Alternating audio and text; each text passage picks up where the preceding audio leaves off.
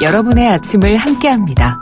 94.5MHz YTN 뉴스 FM 신율의 출발 새아침.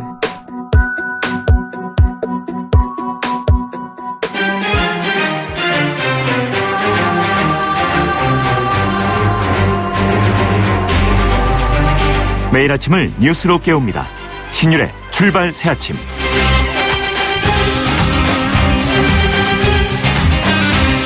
지난번 해운대에 있었던 광란의 질주 가해자는 뇌전증 환자인 것으로 밝혀졌습니다. 그러니까 뇌전증, 우리가 과거에는 간질이라는 병명으로 불렀던 이 병은 이 병을 앓는 경우에는요, 순식간에 정신을 잃는 경우도 있어서 운전을 하기에는 문제가 있다는 의견도 많았는데요. 문제는 이런 병을 앓고 있어도, 그래서 잠재적인 위험을 갖고 있어도 이를 걸러낼 수 있는 운전 면허 체계를 우리가 갖고 있지 못하다는 데 있습니다. 지금 문제가 되고 있는 뇌전증뿐 아니라 일부 다른 질환의 경우도 위험성을 미리 걸러내는 면허 체계를 좀 갖춰야 하는데 우리는 그렇지 못하다는 얘기인데요. 그래서 우리 면허 체계에 시급한 수정이 필요하다는 얘기가 많습니다. 오늘 신율의 출발 새아침에서는 이 문제 역시 상세히 짚어보겠습니다. 신율의 출발 새아침, 오늘 순서 시작합니다.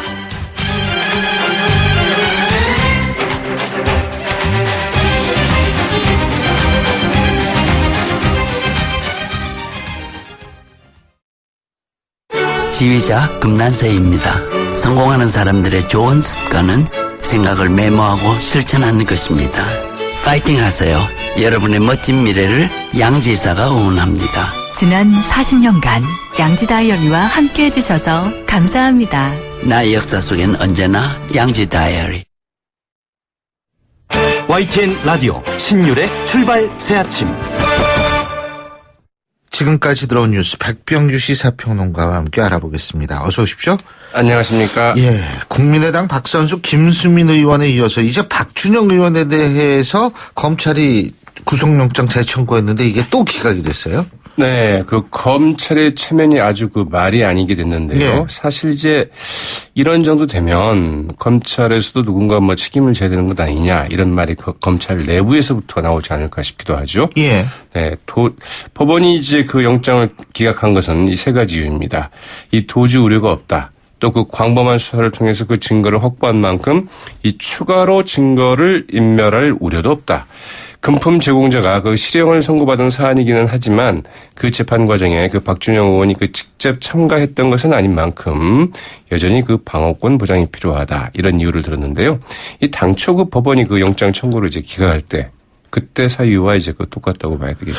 근데 그 이번에는 일부 혐의를 추가했다라는 얘기도 있던데요. 그렇습니다. 그 박선수 김수민 의원 때는 그 새로운 혐의도 없이 그 영장을 재청구해서 이제 더 논란이 컸었는데 박준영 의원의 경우에는 이 공천헌금 명목으로 그 3억 5천만 원을 받았다는 이제 그 정치자금법 위반 혐의에 대해 원래 이제 그런 정치자금법 위반 혐의였죠. 여기에다가 한 홍보업체로부터 그 선거 홍보물 8천만 원 상당을 그 납품받고 이 지출 비용을 그 3천여만 원으로 그 축소 신고한 혐의도 이제 추가가 됐는데요. 예.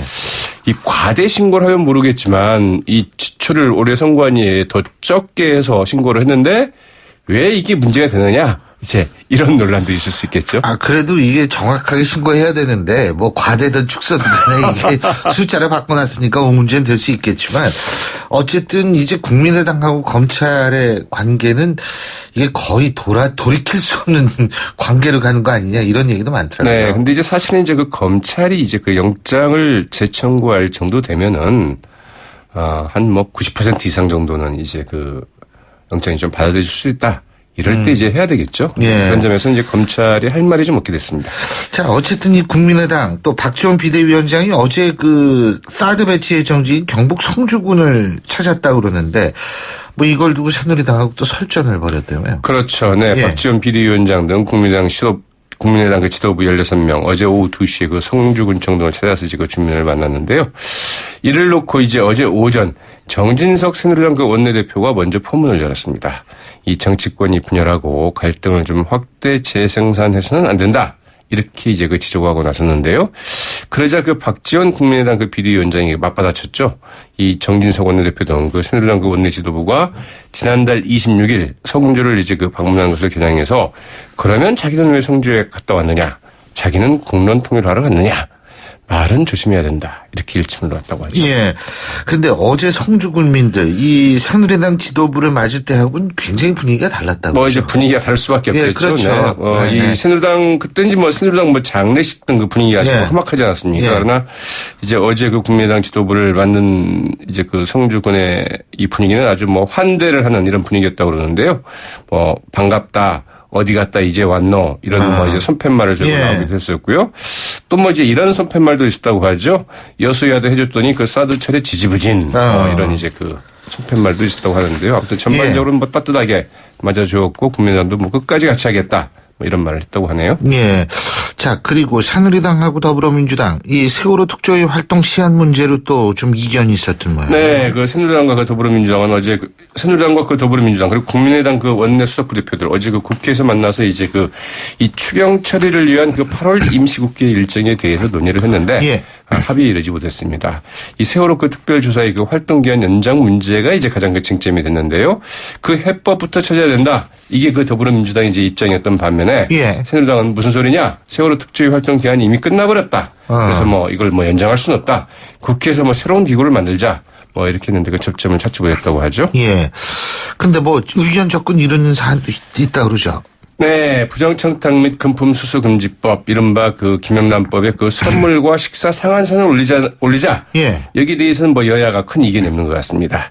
우상호 그 더민주 원내대표 어제 그 원내대책에 비해서 그 선의의 그 피해자 위해서는 이 김영란법의 그 상한 기준인 그 식사 3만 원, 선물 5만 원을 각각 이 5만 원과 10만 원으로 좀 조정하는 것이 그 합리적이다. 예. 이러면서 그 대통령이 나서서 그 시행령 개정에 좀 나서달라 이렇게 이제 공식 제안을 했죠. 그러자 이 정진석 새누리당 그 원내대표 이 찬성한다고 그 즉각 호응에 나섰습니다. 예. 이 김성식 국민의당 그 정책위 의장도 이 농민들이 겪을 어려움과 관련해서 이 가격 상한의 보완이 필요한 건 사실이다. 이제 이런 반응을 보였는데요. 그러나 예. 어디까지나 그 정부 소관이다. 이렇게 이제 공을 정부에 좀 떠넘겼다고 하죠. 그리고 새누리당 전당대회 앞두고 비박계 후보들이 추가 단일화할 가능성도 있다. 네, 일단 그죠? 그 정병국 의원과 그 주호영 의원 어제 예. 그 단일화 원칙에는 일단 합의했다는 소식이죠. 그리고 예. 여론조사 실시 날짜 정을 최종 조율을 하고 있는데 빠르면 내일 늦어도 그 3, 4일에는 그 이제 발표하지 않겠는가 이렇게 좀 관측이 되고 있고요. 예. 반면에 이제 그 친박계 쪽에서는 어차피 후보 단일화는 좀 힘들 것 같고 그러면 어느 쪽에 표를 몰아줄 것이냐 이런 이제 그 표심 단일화가 쟁점이 되고 있다고 하죠. 그 이른바 이 막판 오더가 또 어떻게 나올지도 그 관심거리가 되고 있는데요. 이 이주영 의원 어제 그 당대표 경선 그 2차 토론회에서 TV 토론회였죠. 이 반기문 유엔 사무총장은 물론이고 안철수 전 국민의당 그 상임공동대표, 손학규 더민주 상임고문, 김영란 전 대법관 모두 다 만나보고 영입하겠다 이런 입장을 갖다고 하죠. 이 모든 정당을 통합하겠다 이런 얘기로도 들리긴데요. 그런가요? 저는 네. 예, 아주 대단한 포부인데 어쨌든 조금 이따 주호영 의원 직접 연결해서 입장 들어보죠. 오늘 말씀 잘 들었습니다. 네. 고맙습니다. 네, 예, 고맙습니다. 지금까지 백병규 시사평론가였습니다.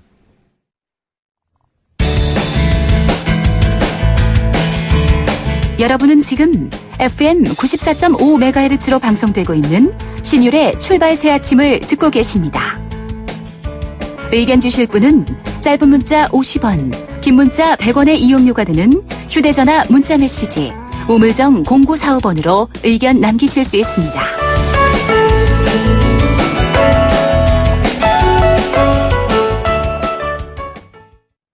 자, 조금 전에 저희가 비박계 후보들의 추가 후보 단일화에 대해서 얘기를 했죠. 바로 그 추가 후보 단일화의 대상자 중에 한 분입니다. 당사자 중에 한 분이죠.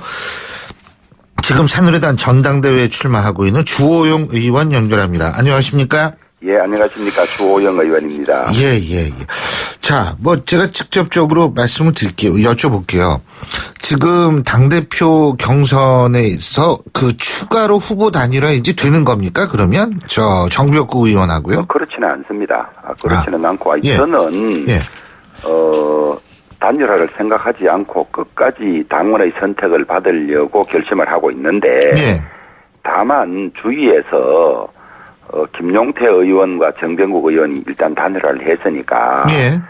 당 운영에 책임이 있는 친박 혹은 친박의 지원을 받는 후보가 다시 당을 맡는 것은 바람직하지 않지 않느냐. 예. 그런데 비박 후보들이 이렇게 표가 갈라져서는 어려우니 하나로 합쳐야 되는 것 아니냐는 이야기가 주위에서 있을 뿐이지 예. 저로서는 단일화를 고려하지 않고 있습니다.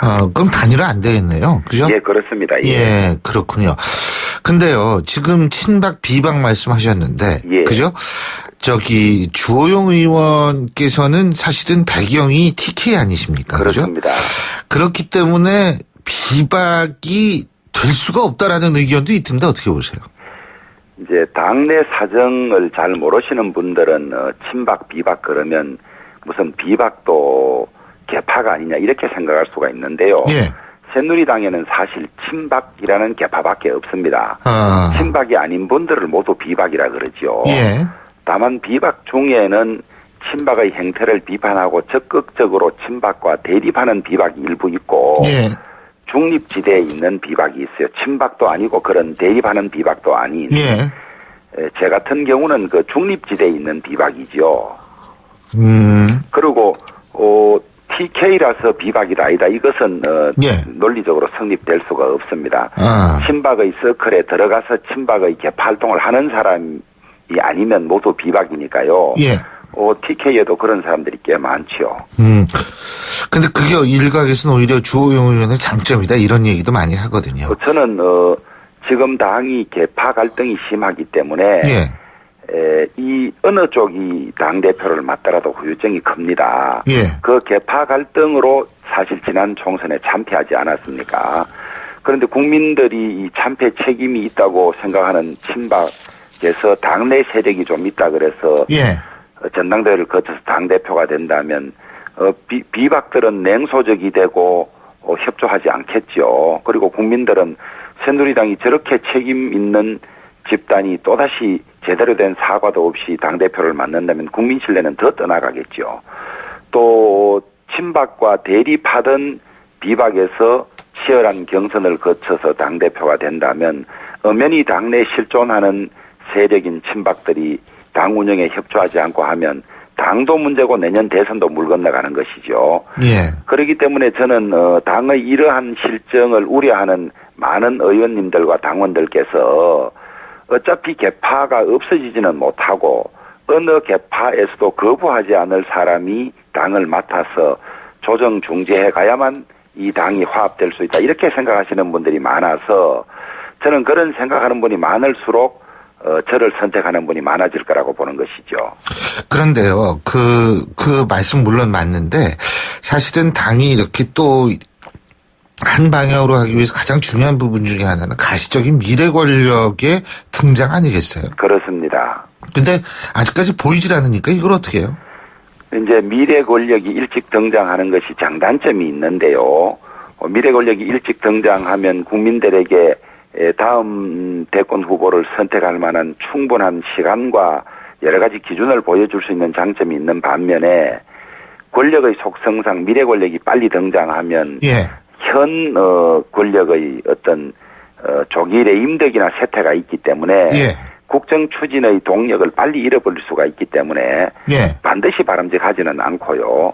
또 국정 여러 가지 과제나 이슈들이 있는데 너무 대선에 장기간 이 주목이 집중되면 또 국정 동력이 흐트러지는 문제들이 있기 때문에 예. 저는 꼭 좋은 일이라고만 보지는 않습니다. 그런데 이주영 후보가 그 얼마 전 TV 토론회에서 손학규 전 대표도 모셔오고 안철수 전 대표도 모셔오고 그리고 김영란 대법관까지도 모셔오겠다. 지금 이렇게 얘기를 했거든요. 예. 이 얘기는 결국은 지금 당장 이주영 의원 같은 경우에는 미래 권력이 필요하다 이런 의미 아니겠어요? 예, 그렇습니다. 예, 저는 좀 너무 나이브한 생각을 말씀하신 게 아닌가 이런 생각을 하고요. 일단 학자들이 보기에는 우리 대한민국에는 뭐 보수 정당이니 진보 정당이니 해도 큰 틀로는 전부 보수라고 보는 것 같습니다. 네. 그래서 뭐 그런 거라면 같이 할 수 있지 않을까 이런 생각에서 아마 말씀하신 걸로 이해를 하는데 현실적으로 한국의 정당 구조 하에서 말하자면 새누리당과 반대편에 서서 정당 활동을 한 분들이 새누리당에 들어오는 그런 경천 동지할 일은 생기지 않는다고 보는 것이 현실적이죠. 예.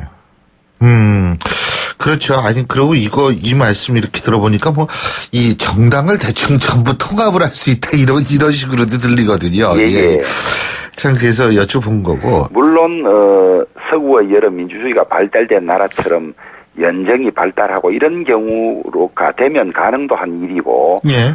또, 지금 이제 협치가 많이 강조되는 시기에. 예. 뭐 그런 방향이 될 수 있으면 좋은데, 현실적으로 국민의 인식이라든지 정당의 상황이 가까운 시일 안에 그렇게 되기는 어려울 걸로 봅니다. 지금 청와대 측 같은 경우에는 엄정 중립을 지키고 있다고 보십니까? 그렇습니다. 물론 예전의 전당대회 때마다 그 권력을 쥔 핵심들이 보통 마지막에 그렇게 중립을 지킨다고 하고 마지막에 그 뜻이 파악되곤 하고 이랬죠. 예. 근데 그때는 10,000명 정도를 전당대회장에 모아서 했기 때문에 예. 하루 전점이나 이틀 전점에도 누구를 돕는 게 좋겠다 이런 이야기가 내려오면 그것이 가능했는데 지금은 이틀 전인 8월 7일에 전국에서 한 33만 명이나 되는 분이 투표를 하기 때문에 소위 말해서 오다가 있다면 그게 수일 전에 내려가야 합니다. 그러면 그것들은 다 거의 알려지고 공개되기 때문에 예. 그런 위험 부담이 많아서 이번에는 더더욱 개입하기가 어려울 걸로 봅니다. 그렇군요. 예. 제가 한 가지 좀 여쭤볼게요. 청와대 얘기가 나왔으니까. 주호영 의원께서 만일 당대표가 된다면 그런 관점에서 볼 때 지금 청와대의 가장 큰 문제점은 뭐라고 보세요? 우선 당청 관계의 정립이고요. 예. 당과의 관계는 당청 관계의 재정립이고 국민과의 관계는 소통을 더 원활히 하는 거라고 생각을 합니다. 네. 지금 당청 관계가 건강한 협력 관계라기보다는 당청 관계도 소통이 많이 없는 그런 관계라고 보여집니다. 예. 우리 지금 민생 행보를 하고 있는 김무성 전 대표가 대통령과 단 10분이라도 좀 진솔하게 대화해 봤으면 좋겠다고 말씀하셨잖아요. 이런 부분들이 당청 관계에서 서로의 존재와 가치와 중요성을 인정하고 자주 만나고 협력하는 이런 관계가 되는 것이 저는 가장 급선무라고 보고요. 예. 노력한다고는 하지만은 많은 국민이나 언론들이 현 정부의 문제를 소통 부재를 많이 지적하지 않습니까? 예. 그래서 국민의 시각에서 소통 부재가 해소되었다고 느낄 만한 그런 어떤 국정 운영 이런 것이 가장 필요한 두 가지 조건이 아닌가 생각을 합니다. 지금 국민과는 소통을 꼽으셨는데 말이에요. 예. 지금 청와대 소통 잘하고 있나요? 그건 뭐 저에게 꼭 물으실 필요가 없지 않습니까? 아니요. 언론이나 모든 국민들이 예. 이 소통 방식이나 이 소통 능력에 문제가 있다고 지적하고 있지 않습니까? 예. 아니, 우병우 수석 문제를 비롯해서 여러 가지 문제 제기가 있어서 제가 사실은 유력 당권 주자 중에 한 분이시기 때문에 제가 여쭤본 거거든요. 예. 그렇다면은 만일 당대표가 되셨다고 가정을 했을 때는 청와대에 지금 소통에 문제가 있다라는 이 식으로 가감없이 대통령에게 전달을 할 수 있다고 보십니까? 당연히 그렇게 해야 되겠죠. 예. 예. 당연히 그렇게 하신다. 예. 알겠습니다. 김영란법은 어떻게 보세요? 이거 지금, 이 350이잖아요. 그죠? 예. 식사는 3만원, 그 다음에 선물은 5만원, 그리고 경조사비 10만원인데, 예. 이거를 350에서 50, 10으로 만들자. 근데 정진석 우상호 원내대표가 그 얘기를 하니까 정진석 원내대표도 찬성한다고 얘기를 했다고 하는데, 예. 찬성하십니까? 저도 금액을 조금 상향 조정할 수는 있다고 봅니다. 예. 있는데 다만, 일단 금액이 정해져서 시행을 앞두고 있으니까 일단 시행을 해보고 문제점이 있으면 조금 상향 조정하는 편이 낫지 않을까. 시행도 전에 당장 금액을 올리는 것은 조금 저는 찬성하지 않은 편입니다. 예. 문제는 두 가지인데요. 예. 하나는 이게 업무 관련성이 없으면 괜찮은 거거든요. 예. 업무 관련성이 없을 때는 금액이 조금 높아도 관계없습니다. 근데 업무 관련성이 있을 때는 지금대로 유지하는 것이 맞지 않는가 이런 생각이 들고요. 또 농수축산물의 판매를 위축시킨다 그러는데 그러면 이런 농수축산물들은 선물 아니면 안 산다는 그런 인식이 전제되어 있는 것이거든요. 아니 자기 돈 주고 사 먹는 수도 얼마든지 있기 때문에 저는 국민들이나 공무원들의 그런 인식 전환이 필요하다고 봅니다. 근데 그 업무 연관성 같은 거 있잖아요. 예. 이게 사실은 굉장히 추상적이고 코에 걸면 코걸이, 귀에 걸면 귀걸이거든요. 좀 포괄 개념이기 때문에 그럴 예. 수는 있죠. 예. 그게 좀 굉장히 좀 모호해가지고 여쭤본 거고요. 한 가지만 간단하게 더 여쭤보겠습니다. 예. 판사 출신이시니까. 예. 자, 국민의당 박준영 의원 그리고 김수민 박선숙 의원의 구속영장이 줄줄이 이게 지금 재청구했는데 이게 반려가 된 거 아니겠습니까? 예. 기각이 됐는데 이런 걸 어떻게 보세요? 법조인 출신으로. 저는 일단 이제 우리나라가 불구속 재판 원칙이 점점 확대돼가는 과정에 있기는 하지만은 아직 많이 부족하다고 생각하거든요. 헌법상 무죄 추정의 원칙이 있고 예. 구속은 엄격한 사유가 있을 때 하도록 되어 있습니다. 예. 그리고 구속영장 재청구는 구속영장 기각 이후에 새로운 증거나 새로운 범죄 사실이 발견됐을 때 할 수 있는 것이거든요. 예. 그래서 이번 구속영장 청구와 관련해서는 도주의 우려는 현역 의원들이 없는 것이고요. 다만 증거인멸의 우려가 있느냐 없느냐 이 문제만 이제 영장심사의 대상이 되었을 테이고 영장 재청구는 새로운 증거가 발견되지 않으면 기각하는 것이 원칙이기 때문에 네. 일단 재청구 기각은 저는 뭐 기록을 안 봐서 모르겠습니다만 그런 원칙에 따른 것이 아닌가 싶고 1차 영장 기각에 대해서는 제가 가타부타 말씀드리기는 어렵습니다만은 일반적으로 사법부나 이런 데서 정치권을 보는 시각이 그렇게 우호적이지 않습니다. 예. 우호적이지 않은데도 기각됐다는 것은 그만한 충분한 이유가 있지 않을까 그렇게 생각하죠. 잘 알겠습니다. 오늘 말씀 잘 들었습니다. 고맙습니다. 예, 감사합니다. 예, 지금까지 새누리당 당권 도전을 선언하고 있는 주호영 의원이었고요. 신율의 출발새 아침 1부 순서 여기서 줄입니다. 잠시 뒤 2부에서 뵙겠습니다. 록록록록록록비드 면역은 높아도 안 돼요. 면역은 낮아도 안 돼요. 녹용 추출 성분 록비 록록록록록비드 본 제품은 건강기능식품 광고입니다. 국민 여러분 안녕하십니까? 국민안전처 장관 박인영입니다. 폭염은 여름철마다 찾아오는 불청객입니다. 폭염으로부터 안전한 여름을 보내기 위해서는 라디오나 TV를 통해서 기상 상황을 수시로 확인해 주시고 폭염특보 발령 시에는 무리한 야외 활동이나 작업을 자제해 주시기 바랍니다. 그리고 어린이나 노약자 분들께서는 가급적 외출을 삼가시고 무더위 쉼터를 이용하는 것이 좋습니다. 야외 활동 중에 두통이나 근육 경련 그리고 현기증과 같은 증상이 나타나면 시원한 곳에서 휴식을 취하거나 119로 즉시 신고해 주시기 바랍니다. 무더위 예방수칙을 잘 지켜서 안전한 여름을 보내시기 바랍니다. YTN 라디오 안전한 여름나기 캠페인 국민안전처와 함께합니다. 소통의 아침을 여는 공정한 목소리 신율의 출발 새아침. 신율의 출발 새아침 2부 순서 먼저 광고부터 들으시죠. 페이스 노루코 면도기 도루코 페이스 면도기 페이스 안전하고 부드러운 대한민국 면도기 안전하고 부드러운 면도 그 이상을 경험하세요. The Shaving Innovator Dorco Pace 온도와 습도를 항상 일정하게 유지시켜주는 항온한 습기 전문기업 AR 전산센터, 반도체 공장, 미술관, 박물관, 귀중품 보관실을 30년 축적된 기술로 AR이 지켜드립니다. 24시간 확실한 서비스 보장 031-497-0561 안녕하세요. 임시안입니다. 시원한 폭포 소리가 들리세요? 있는 그대로의 자연스러움을 간직한 폭포처럼 맑고 깨끗한 칠성 사이다가 우리 곁에 있습니다. 변함없이 맑고 깨끗한 칠성 사이다.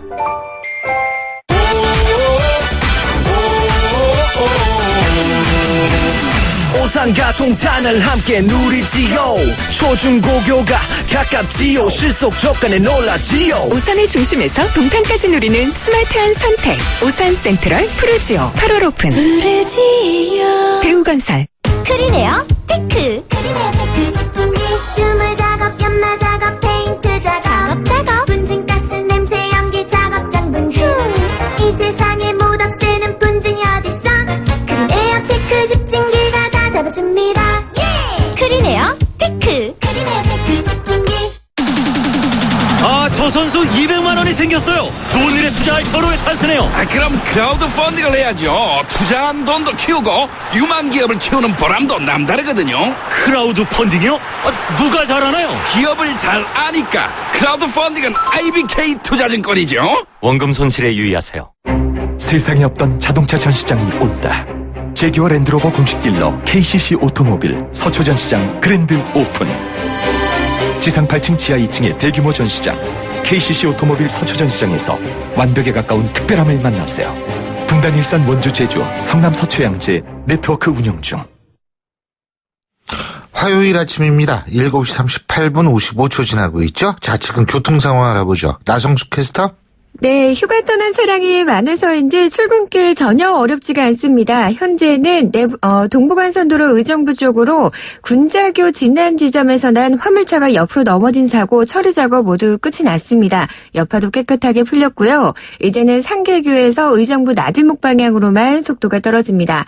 도심 쪽으로는 창동교에서 마들 지하차도 장안교에서 성동교 구간으로 밀리고 있고 강변북로 구리 쪽입니다. 성산대교에서 동작대교까지 밀리는데요. 이 구간 20분이면 통과 가능합니다. 올림픽대로 하남 쪽으로도 여의도 부근에서만 정체인데 이 구간도 15분이면 통과 가능합니다. 신윤의 출발 새 아침 교통정보였습니다. YTN 라디오 신율의 출발 새 아침. 미국 대통령 선거도 이제 100일 정도밖에 안 남았습니다. 과연 첫 여성 대선 후보죠 민주당의 힐러리가 이길 것인가, 아니면 억만장자 출신의 정치권의 아웃사이더 트럼프가 이길 것인가, 참 이런 것이 궁금한데요.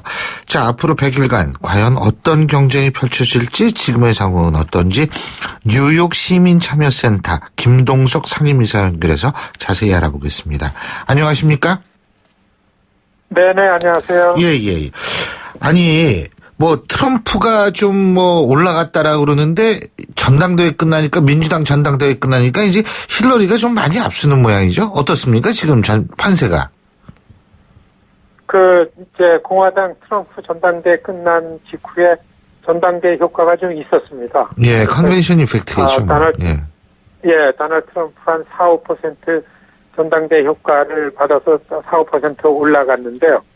지난 25일부터 28일까지 민주당 필라델피아 전당대회 끝난 다음에, 그리고 이제 주말을 지냈는데요. 사실 힐러리 클린턴이 그 전당대회 효과가 좀 있었습니다. 한 직후에는 한 7-8% 지지율이 평균 올라갔다가 일요일 오후서부터 이 지지율의 격차가 좀 낮아지고 있고, 평균 지금 한 6개, 7개 미디어 리서치한 데이터 결과가 한 4% 지지율이 힐러리 클린턴이 앞서고 있습니다. 예. 오히려 서부 지역의 표본이 나온 거는 LA 타임즈하고 USC에서 조사한 거는, 그건 전당대회 기간을 포함해서 7월 31일 날 발표한 거가 트럼프가 오히려 한 3% 지지율이 높은 걸로 나타난 것도 있고요. 그래서 이 전문가들이 양당의 전당대회가 끝난 다음에 지금 민주당 전당대회 끝난 한 나흘 후에 지금 볼 때는 이제 그래도 전당대회를 통해 가지고서 대통령 후보의 그 지도력이라든지 면면이 많이 나왔을 텐데 하면은 클린턴이 훨씬 지지율이 높게 격차가 날 줄 알았는데 그렇지 않은 거에 대해서 굉장히 좀 의아하고 당황해하는 그런 분위기가 이제 오늘 오후서부터 나오는 그 오피니언 리더들이 내는 그 발언입니다. 근데 아무래도 여론조사는 추세 아니겠어요? 그럼 여태까지 나온 여론조사를 이렇게 봤을 때 그래도 힐러리 클린턴이 조금 우위에 있다라고 볼 수 있나요? 그렇죠. 공화당 전당대회 시작 전에 한 4, 5% 힐러리 클린턴이 전국적인 지지율을 앞서가고 있었는데 공화당 전당대 효과인데도 불구하고 한 2, 3%밖에 쳐지지 않았는데요. 지금 그냥 일반 전국적인 지지율은 힐러리 클린턴이 앞서고 있기는 한데 지금 이 전문가들이 볼 때는 이거보다 좀 더 좀 앞서가야 되는데 왜냐하면 공화당 전당대하고 민주당 전당대회는 두 개 전당대회가 비교할 수 없을 정도로 훨씬 더 민주당이 조직적이고 더 일반 그 정치권이 담아야 될 내용들을 많이 담아냈기 때문에 훨씬 좀 그 지지율이 높을 줄 알았는데 그렇지 않은 거가 좀 의아해하다라는 의견이죠. 그 이유가 뭘까요? 의외로 지금 그 힐러리 클린턴이 확보해야 될 이 그 지지율, 인기, 그리고 자기의 조직 이런 것들에 대해서 제대로 결집해내지 못하는 거 아닌가, 그런 원인이고요. 두 번째는, 힐러리 클린턴의 힐러리 클린턴을 좋아하지 않는, 아주 좋아하지 않는 그런 비호감이라는 부분을 갖고 있는 시민사회 세력들, 유권자들의 의견 같은 것들이 의외로 의견이 강해가지고 좀 이끌고 있는 거 아닌가. 그래서 아마 이번 주를 지나면서 그 힐러리 클린턴의 캠페인이 좀 재점검해야 되지 않나 이런 얘기들이 좀 나오고 있습니다. 그렇게 힐러리 클린턴을 안 좋게 생각하는 이유가 그 이메일 스캔들 때문에 그런가요? 왜 그런가요? 그렇죠. 이메일뿐만 아니라 지금 민주당 내가 힐러리 클린턴이 압도적으로 민주당의 후보가 된 것 같지만은 사실 일반 경선에 투표한 결과를 보면은 한 150 내지 한 200만 표 차이밖에 안 나니까 이번 민주당 전당대회를 통해서 좀 봉합은 시켰지만은 민주당 내에서의 버니 샌더스 지지자들의 저항 같은 것들이 아직 남아있기 때문에 그렇기 때문에 이게 이미 전당대회가 끝나고 후보가 결정이 됐는데도 불구하고서 이렇게 당의 후보로 이 지지도라든지 흐름이라든지 이런 거를 하나로 만들어서 가지 못하고 있다. 이렇게 보여집니다. 그렇다고 샌더스 후보 지지자들이 트럼프를 찍을 가능성은 낮지 않나요? 그 본선 때요? 네, 그렇습니다. 이번 전당대 지나면서 그 부분만 조사한 게 나왔는데, 전당대 전보다는 훨씬 더, 버니 샌더스 사실 일반 이 여론조사하는 팀에서 아주 지독하게 한 가지 물어보는 게 버니 샌더스 지지자들한테 당신이 투표를 할 건가 안 할 건가 11월 달. 처음에는 투표를 안 하겠다라는 데이터가 많이 나왔습니다. 그런데 필라델피아 전당대회 끝난 다음에는 훨씬 한 20% 이상은 투표하겠다는 대답이 나왔기 때문에 그래도 안도해 하는 모습이다 이랬었는데요. 지금은 그래도 아직까지는 그래도 민주당이 힐러리를 중심으로 더 결집되고 더 지지율을 올려야 된다. 이런 결론이 나오고 있는 겁니다. 트럼프 같은 경우에는 오늘 아침 신문 보니까 또 무슨 말실수를 한 모양이더라고요. 예? 이 아랍계통의 장교 칸 대위인가요? 이 전사한 가족분들한테 또 좀 누가 되는 발언을 한 모양이죠?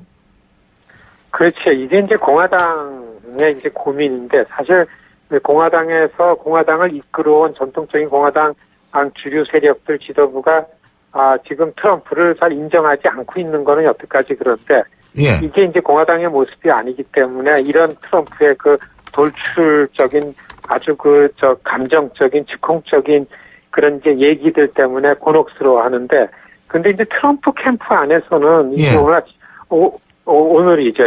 오늘 아침에 발언에 대해서도 이게 선거 전략상 러스트벨트를 중심으로 하는 공화당이 꼭 이겨서 요거만 이기면은 11월 선거에 이기겠다고 하는 데는 별 영향을 안 주고 또 오히려 그런 유권자들을 투표장으로 좀 적극적으로 끌어내는데 효과가 있기 때문에 하는 발언이기 때문에 선거 전략상으로 하는 거다라고 얘기하는 부분이 또 많이 나오고 있습니다. 그렇기 때문에 굉장히 지금 미국 선거가 이렇게 게임하는 걸로만 가서는 되지 않냐. 이게 이제 공화당 내부의 굉장히 문제인데, 앞으로 100일 동안의 선거 운동에 있어서도 과연 이렇게 해가지고서 공화당 지도부가, 공화당 주류 세력들이 그래도 한 절반이 넘는 공화당을 지켜온 사람들이 트럼프의 이런 선거 캠페인의 모습을 어떻게 받아들여질지, 이런 우려를 많이 하고 있는 거죠.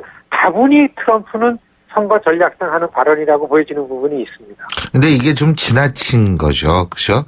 이게 지나칠 뿐만이 아니고 사실은 이라크에서 복무하다 자살폭탄 테러로 숨진 미군, 비록 아랍계지만 이 미군에 대한 죽음에 대해서도 사실은 이런 식의 얘기를 듣는다는 건 글쎄 미국 대통령이 되겠다는 사람으로서 이런 얘기 들어도 되는지 모르겠어요. 예.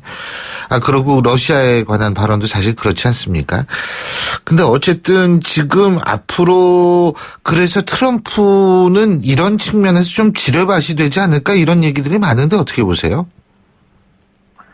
사실 트럼프 쪽이 선거 전문가들 얘기는 트럼프는 50개 중에서 한 15개 내지 16개 주에서만 앞으로 100일 동안 선거 운동을 할 거다라고 할 정도로, 그걸 대놓고 얘기할 정도로 그냥 아주 집중된 부분에서만 이제 캠페인을 할 거고서요.